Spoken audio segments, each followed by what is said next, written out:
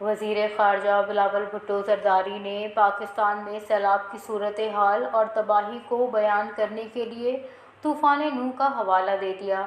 بلاول بھٹو زرداری نے new York میں council برائے امور خارجہ سے خطاب کرتے ہوئے کہا کہ طوفان نوح میں 40 دن 40 رات پانی برستا تھا۔ پاکستان میں جون کے وسط سے جاری بارشیں اگست کے آخر تک جاری رہیں۔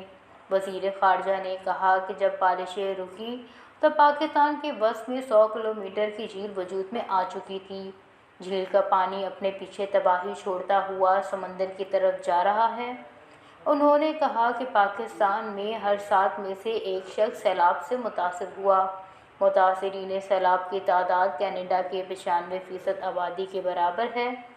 بلاول بھٹو نے مزید کہا کہ سیلاب سے 40 لاکھ ایکڑ فصلیں تباہ ہو گئیں۔ خدشہ ہے کہ 2 ماہ بعد گندم کی بوائی بھی نہیں ہو سکے گی۔